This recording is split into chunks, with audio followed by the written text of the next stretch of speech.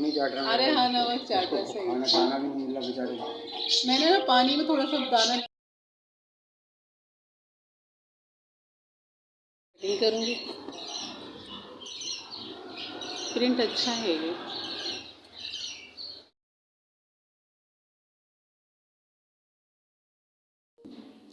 अस्सलाम वालेकुम, उम्मीद करती हूँ आप सब खैरियत से होंगे। अल्हम्दुलिल्लाह मैं बिल्कुल ठीक हूँ। अल्लाह ताला हम सबको अपनी हिफ्ज़-ओ-मान में रखे, हर दुख बीमारी मौजी मर्ज़ से महफूज रखे, आमीन सुम्मा आमीन। और यहाँ मैं आज अपना व्लॉग मॉर्निंग से शुरू कर रही हूँ और आपको दिखा रही हूँ कि मेरा नाश्ता यहाँ पर सुबह का वक्त है और तैयार हो चुका है।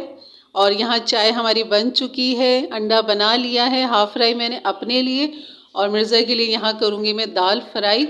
और पराठे मैं बना चुकी हूँ। तो यहाँ देखिए जो मूंग की दाल मैंने भुनी हुई आपको सिखाई थी, ये वही दाल है। और अभी भी मैं इसको गर्म करूँगी तो आप देखेंगे कि कितनी खिली खिली बनी है। तो मिर्ज़ा ने कहा कि बस 1 चम्मच घी डाल के आप मेरी दाल फ्राई करके दे दो। तो यकीन करें बहुत लजीज लगती है सुबह पराठों के साथ। इस तरह आप अगर आपके घर में असली घी ओरिजिनल आपके हाथों का निकला हुआ है तो फिर कोई शक नहीं है कि ये असली घी है, क्योंकि बाहर से जब हम लाते हैं तो एक शक होता है कि असली है या नकली है। तो आप अपने घर में बनाएं साफ़ सुथरा। और ये कह लें कि देखें दाल, देखें माशाल्लाह लुक देखें दाल की। और ये घी जो इसके अंदर जब जाता है असली घी, तो एक इसका सौंधापन और जो खुशबू होती है ना, वो पराठों के साथ बहुत लजीज लगती है ये दाल। तो यहाँ मैं इसको कर रही थी गरम, और ताकि बहुत अच्छी तरह ये गरम हो जाए और ये घी के अंदर फ्राई हो जाए दाल। तो ये फ्राई दाल हमारी देखें तड़का लगती हुई नज़र आ रही है आपको गर्मा गर्म। मैंने इसीलिए फ्राई पैन में छोड़ दिया था ताकि ये गरम रहे। और यहाँ हमारी चाय जो थी वो भी तैयार थी। यहाँ मैं आपको एक चीज़ बताऊँगी कि चाय जो है मैं इसमें मिर्ज़ा की जो चाय है इसके अंदर मैं हमेशा असली घी का 1 चम्मच डालती हूँ। और क्योंकि मेरे फूफा थे, उनके कमर के अंदर काफ़ी तकलीफ़ थी, वो झुक के चला करते थे और बहुत ज़्यादा झुक के चलते थे। तो उनको किसी ने ये टोटका बताया था कि आप सुबह की चाय में 1 चम्मच भर के असली घी का डालें, 1 या 2 चम्मच, और उसको आप इस तरह नाश्ते में लाजमी लें। तो उन्होंने वही तरतीब इस्तेमाल करी और माशाल्लाह मैंने ख़ुद देखा उनका, माशाल्लाह वो कमर जो थी बिल्कुल सीधी थी। और इत्तेफाक से मैं उस टाइम वहीं मौजूद थी कि फूफा जो चाय के अंदर मतलब घी डलवा रहे थे। और जब मैंने उनसे पूछा तो उन्होंने मुझे ये इसके फ़ायदे बताए कि ये इसका फ़ायदा है कि अगर किसी की कमर में या कोई तकलीफ़ है या कमर कमज़ोर है, मतलब कि एक उम्र के बाद होती है या उम्र से पहले भी तकलीफ़ शुरू हो जाती है, तो वो ये अगर पिएंगे तो उनको यहाँ पर बहुत फ़ायदा होगा, मतलब ये इस तरह पीने से। तो मिर्ज़ा को कोई परेशानी या कोई तकलीफ़ नहीं है कमर में, अल्हम्दुलिल्लाह मिर्ज़ा बिल्कुल ठीक है। लेकिन बस मैंने तब से इनको देना शुरू कर दिया। तो आप भी अपने बच्चों को, अपने घर के मर्दों को, औरतें सब जो भी लेना चाहें तो वो अपनी चाय में अभी से इस्तेमाल करना शुरू कर दें, तो ज़िंदगी भर कमर में उनकी कोई तकलीफ़ नहीं होगी इंशाल्लाह। तो यहाँ ये था ज़रूरी, मैंने कहा चलें ये भी बता दूँ जो एक फ़ायदे की चीज़ है, अच्छा है, सदका जारिया है मेरे लिए। तो यहाँ हमारा नाश्ता हो चुका था और हम बाहर आ चुके थे। हाँ बैठे तो हैं कैसे लेंस से बैठे, लेकिन हमको तो ऊंची जगह हो ना, तूने नीचे रख दी थी लगी। हाँ नीचे रख दी थी मैंने। अब कुछ था नहीं, मैंने कहा बेचना तो है इनको। ये देखो सारा उखेड़ के फेंक दिया इन्होंने। मैंने रात को ना दोबारा चिपकाया था ये तो सुकून से रही है भी। खा नहीं रहा जब उसकी माँ तो गई, वो नमक चाट रहा है नमक नहीं चाट रहा। अरे हाँ नमक चाट रहा है, सही। खाना भी नहीं मिला बेचारे को। मैंने ना पानी में थोड़ा सा दाना नरम करके रख दिया था, पता नहीं खाया नहीं खाया इसके नीचे इसको पकड़ के ना इसके मुंह में एक पानी के साथ दाना पानी के साथ गीला कर करके डाल। वो चबा के देती थी उसकी माँ। चबा के? हाँ चबा के, जब इसे मुँह में डालती थी वो चबा के। अरे अल्लाह पालेगा इंशाल्लाह। अब क्या करें, वो ले गए मनुष्य ला के नहीं देगा। तो होगा ही माइक। हाँ हो गया, खिला ही रहे होंगे जो अब तक जिंदा है, 2 दिन तो हो गए।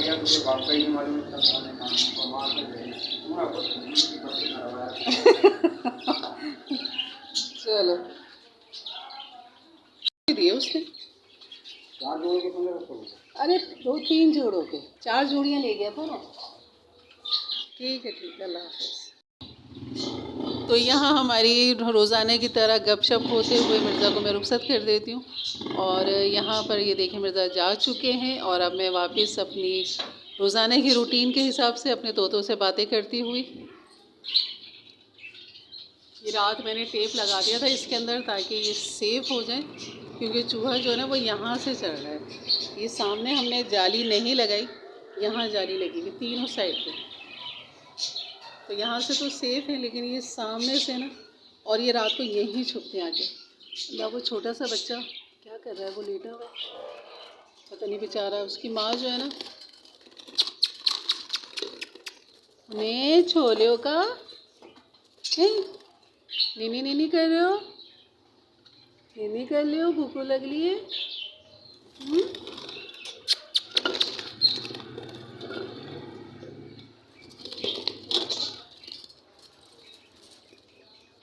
क्यों बैठा हुआ है ये बेचारा, सुस्त हो रहा है। इतना प्यारा सफ़ेद बच्चा है ये। चलो अल्लाह इसे जिंदगी दे भाई।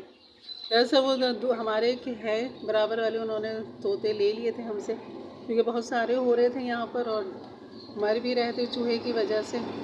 रात को चूहा हमला कर रहा था, तो हमने निकाल दिए तोते ताकि कुछ जान बच जाए। ये बच्चा था, इसकी माँ भी चली गई थी। मैंने उनसे बोला था कि भाई वो ला दो, फिरोज़ी कलर की है, उसके बाल खड़े में, वो हाँ हाँ कर रहे हैं, और 2 दिन हो गए वो अभी तक नहीं लेकर आए। और ये बच्चा जो है ना, ये उसी का ही है। 2 बच्चे हैं। ये दूसरा बच्चा यहाँ बैठा हुआ ऊपर, खंडिया के ऊपर बैठा हुआ है ये, और एक ये नीचे ये सुस्त हो रहा है सफ़ेद वाला। तो यहाँ सामने जाली हमने इसलिए नहीं लगवाई, ज़ाहिर है यहाँ से दाना पानी डालना पड़ता है, इनको देखना पड़ता है, तो यहीं पे ही चूहा इन पे हमला करे और ये यहीं पे चिपक के सोते हैं सामने जाली पे। तो इसलिए मैंने रात को ये टेप लगा दिया था, और बस इनके 2-3 दफ़ा उठ के देखती रहती हूँ उनको। तो मिर्ज़ा ने कहा कि कुछ बेच दो, तो कुछ बेच दिए थे, कुछ रह गए थे, उनको भी मैं निकाल दूँगी। तो यहाँ मैं आ गई थी अंदर। अब ये कपड़े देखें, ये रात ही मैंने शिलिंग करके टांग दिए थे, अब ये सूख गए। अब इनको मैं प्रेस करके और फिर इनकी कटिंग करके सिलाई करूँगी। अम्मी ने लिए थे 3 सूट, बहुत अच्छा प्रिंट है, ये कलर भी बहुत प्यारा है, और ये वाला देखिए ये भी बहुत अच्छा है। तो ये सूख गए हैं, बस इनको अब करूँगी प्रेस और फिर करूँगी इनकी सिलाई। ये कलर भी प्यारा है। 3 रमज़ानों के लिए अम्मी ने सिलवाने हैं। और ये रहे हमारे पौधे। अब इनको यहाँ पानी वानी डालूँगी, यहाँ से सारा धोना धुलाना करूँगी। तो चलते हैं अपने घर के रूटीन की तरफ।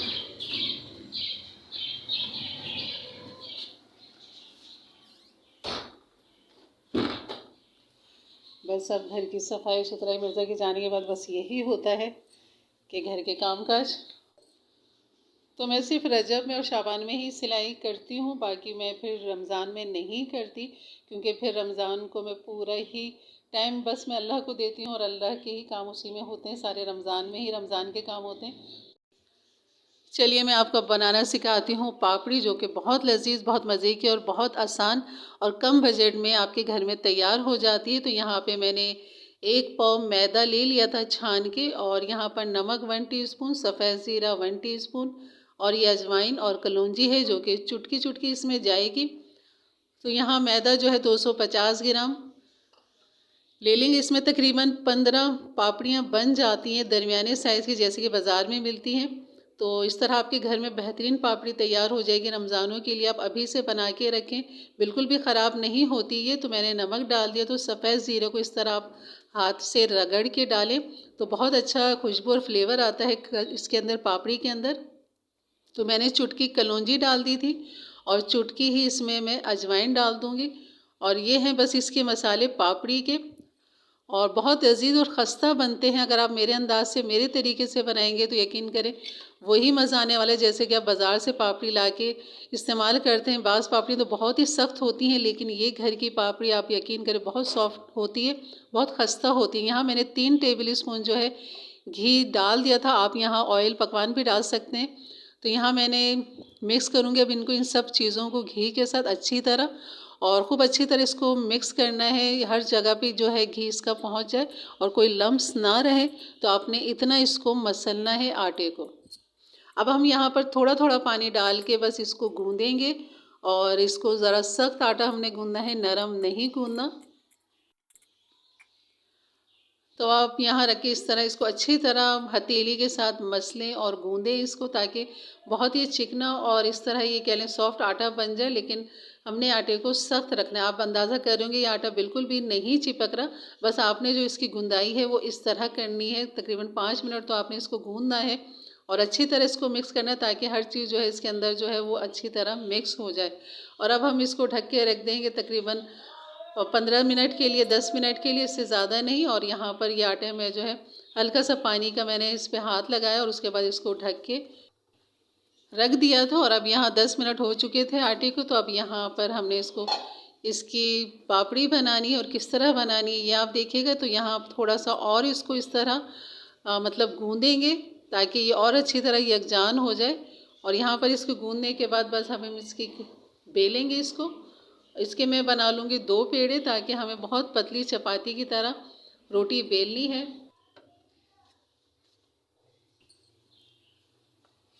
तो यहाँ मैंने 2 पेड़े बना लिए और इसको बस अब इस तरह 2 पेड़े बना के इसकी चपाती बनाएंगे। और जितनी बारीक आप इसको बेलेंगे इतना ही आपकी पापड़ी खस्ता और सॉफ्ट बनेगी।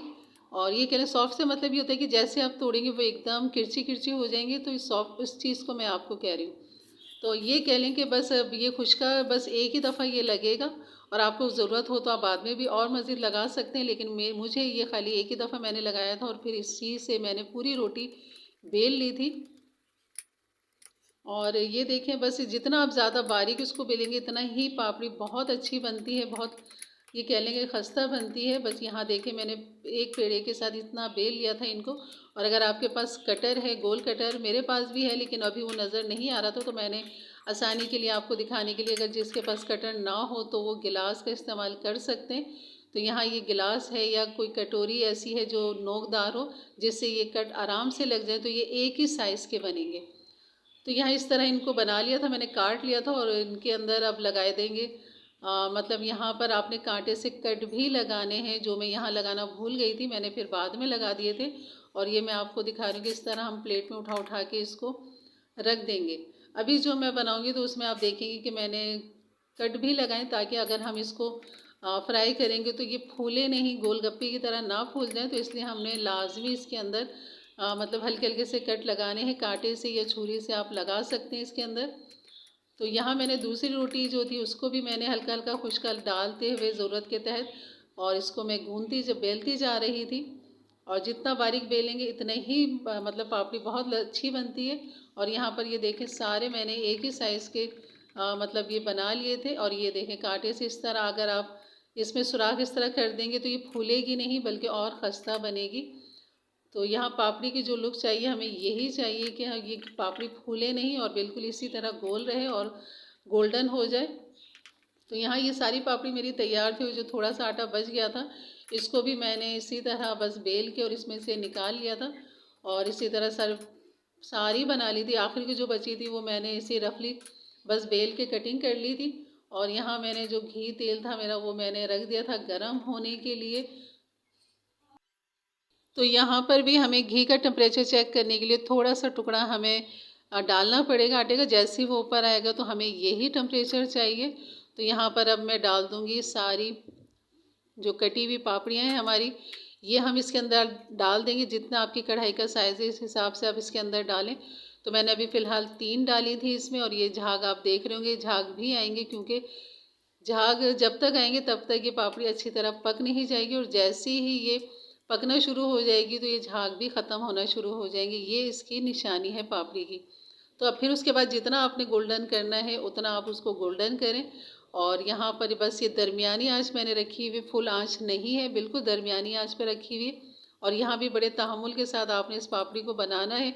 अगर आप तेज़ आंच करके इसको बनाएंगे तो फिर ये पापड़ी ऊपर से तो गोल्डन हो जाएगी, लेकिन ठंडी होने के बाद फिर ये बीच में से नरम होती है और फिर ये सॉफ्ट रहेगी, बहुत ज़्यादा सॉफ्ट हो जाएगी। तो ये पापड़ी नहीं रहेगी, फिर ये कचौरी जैसी बन जाएगी। तो यहाँ बिल्कुल आपने तहम्मुल के साथ काम करना है।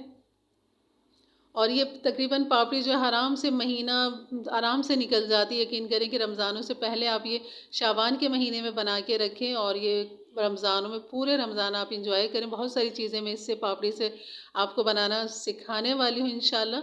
और ये पापड़ी जो थी यकीन करें बस आप इसको एयर टाइट जार के अंदर डालें और रखें तो ये बेहतरीन सेफ़ हो जाती है। बस इसको हवा ना लगे तो ये बहुत अरसे तक आराम से चलती है, महीने से भी ज़्यादा चल जाती है।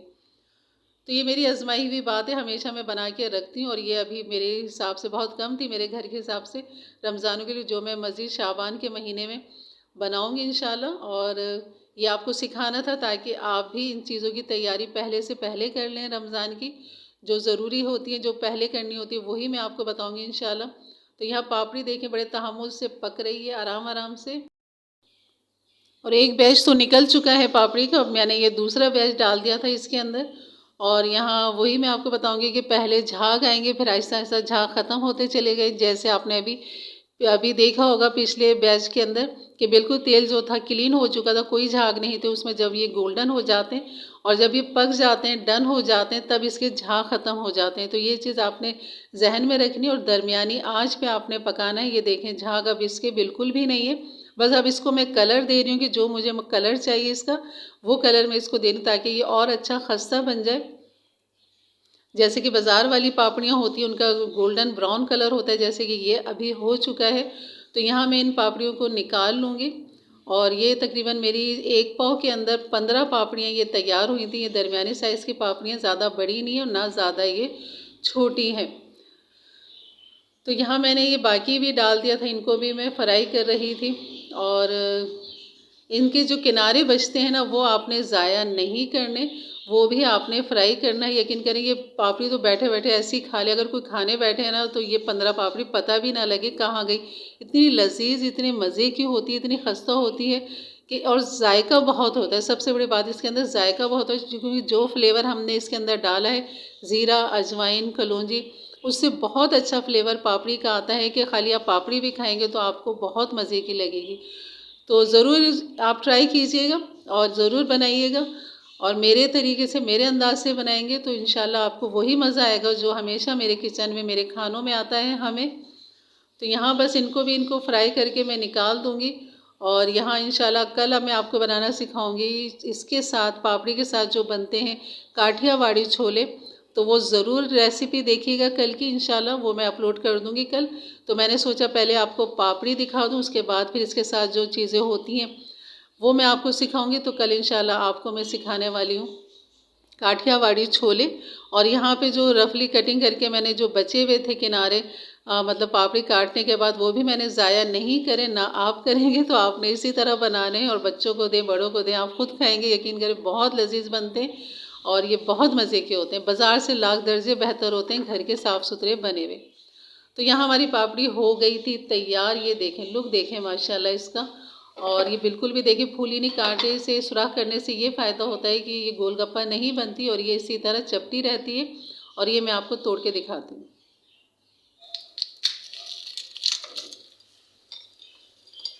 तो ये देखिए कितने आराम से, बिल्कुल एक ही दफ़ा में ये किरची किरची हो गया माशाल्लाह ये बिल्कुल। और ये इतने मज़े की और इतनी लजीज थी, ये देख सकते हैं आप कितना चूरा हो गया एक ही दफ़ा में। मैंने 2-3 दफ़ा नहीं किया, सिर्फ एक ही दफ़ा मैंने हाथ से क्रश किया और ये बिल्कुल किरची किरची हो गया। तो यहाँ पापड़ी में जो आपके छोटे छोटे से बबल्स नज़र आ रहे हैं, ये वही है जो हमने 3 टेबल स्पून घी डाला था इसके अंदर और ख़ूब अच्छी तरह हमने मैदे में मिक्स किया था। इसी की वजह से ये बबल्स बने और इसी की वजह से ये पापड़ी खस्ता है और क्रंची है बिल्कुल, और खाने में इतनी ही मज़ेदार है ये। तो यहाँ मैं आपको खा के दिखाती हूँ और इसका साउंड आप सुने मेरे खाने का।